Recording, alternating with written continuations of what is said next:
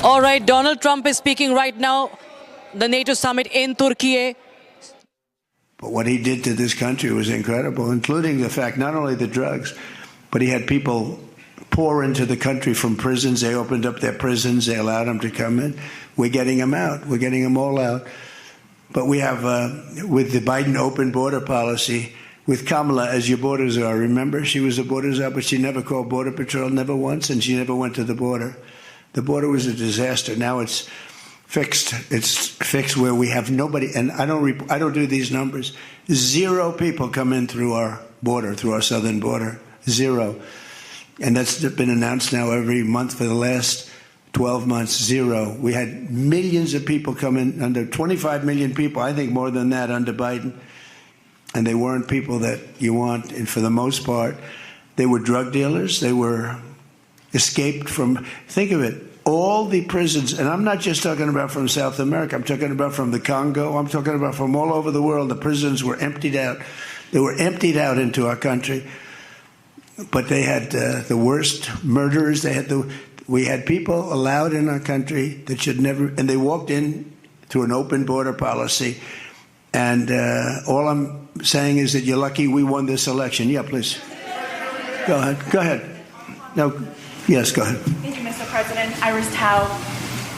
Who you with? NTD. Why don't you say your name and who you're with? It's always helpful. Thank you, Mr. President, for doing this. Iris Tao with NTD, with a sister media with the Epoch Times. Okay. On communism, you've been issuing a wake-up call to Americans at home about the dangers of communism. And now you're speaking on the world stage. What's your message to people both living under communist and socialist regimes, but also people living under democracies like in Europe and America who might not have realized how close communism has come to home? Yeah, that's a great question, actually. But look, I want to get the word out because what's forming is communism in the country. And communism's easy to sell. I would be the greatest communist in history. I'd be right up there with Lenin. I'd be as good as anybody. You've got free rent for the rest of your life. What they don't say is that you'll be living in squalor in 12 months. You've got a free house. Would anybody like to have a free house? We'll take it away from somebody. We'll give it to you.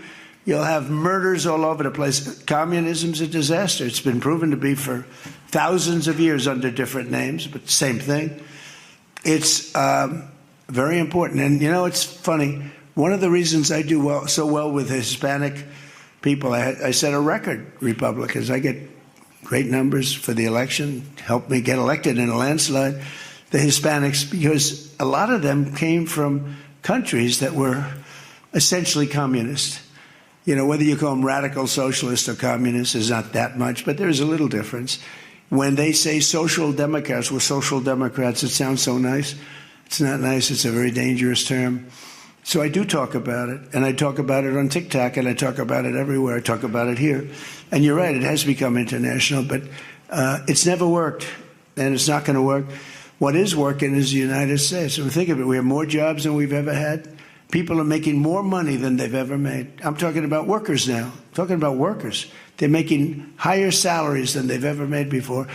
It's just the best system, and it's got flaws, but everything's going to have a little flaw, but it's been amazing. And when I watch what's happening and I see these lowlifes getting, I mean, they're lowlifes. I watch them. I know good people. I know quality people. These are essentially lowlifes.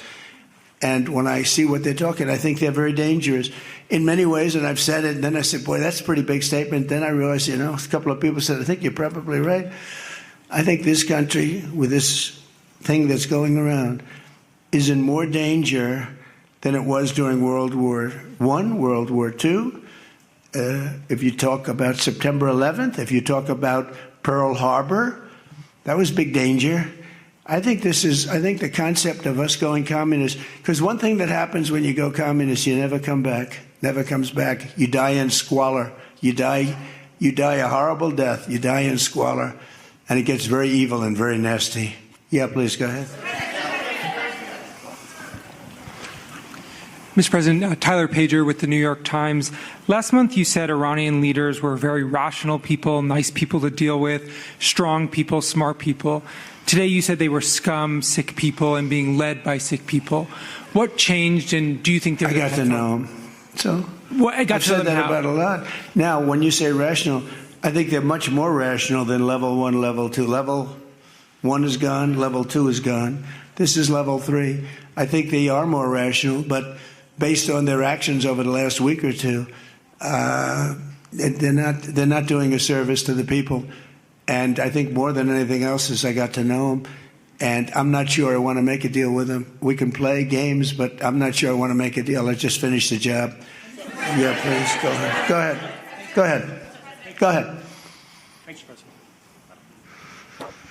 Thank you, Mr. President. Steve Sedgwick from CNBC. The oil markets are up today, around about 7% for WTI and Brent as well. The world is taking you at your word, sir, that the MOU is over, that the ceasefire is over.